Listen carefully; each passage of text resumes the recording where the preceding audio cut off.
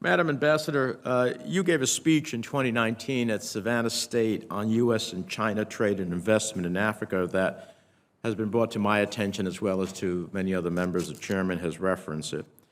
Now, I know from your history that you are a strong believer in democracy, good governance, human rights, and anti-corruption efforts.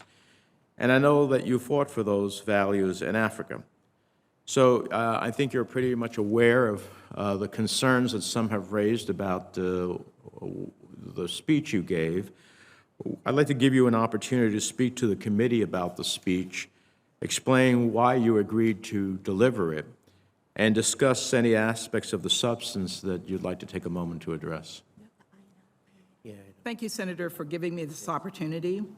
First, let me say that I strongly support Congress's crackdown on the Confucius Institute and the work that many of the committee have done on this issue. And yes, Senator Risch, I did read your report last night, so I do have bags under my eyes.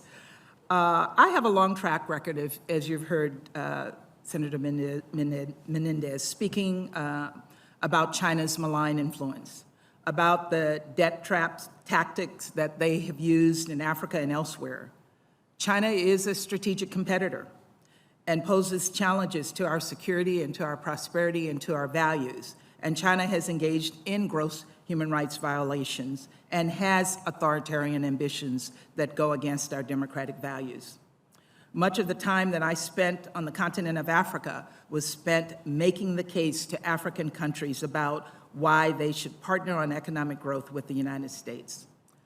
As for the speech that I gave at Savannah State University, which is the oldest historical Black college and university in Georgia, and it has a goal of encouraging young people, particularly young Black and brown Americans who are underrepresented in our foreign service, to pursue careers and spread American values across the world. So I accepted that speech at a request from the university with the idea in mind that this would give me another opportunity to engage with young people. And part of my visit there was to engage with young people there to encourage them on foreign affairs careers. Truthfully, I wish I had not accepted the specific invitations, and I came away from the experience, frankly, alarmed at the way the Confucius Institute were engaging with the Black community in Georgia. It reminded me of what I'd seen in Africa, the Chinese government going after those in need with fewer resources. I gave the speech as a speech on Africa, as a way of recommending to Africans how they can address their challenges with China.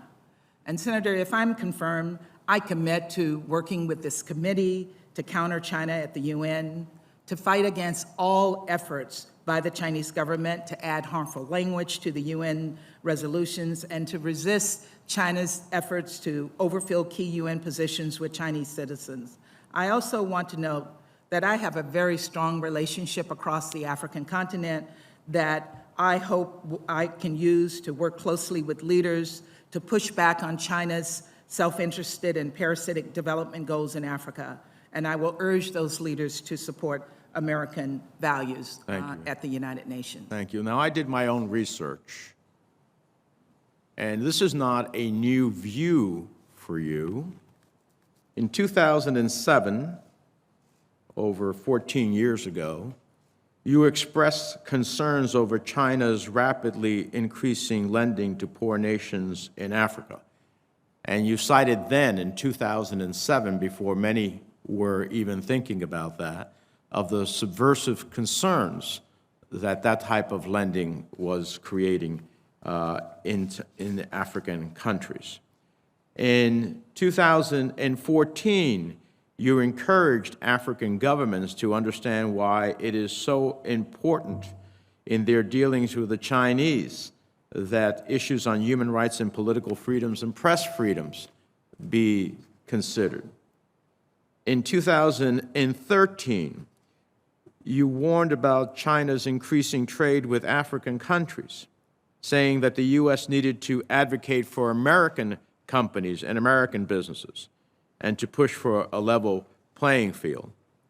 In 2019, while serving as a witness at the House Foreign Affairs Committee hearing on Africa, you warned of China's influence on the continent and stated that decreasing foreign aid would be ceding to China many of our national interests.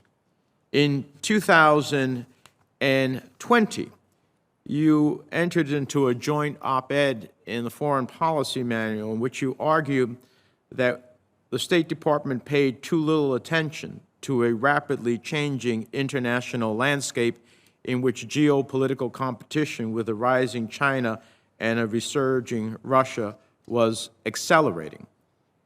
This is a long-held view. Am I correct in that? You are correct, sir. Thank you.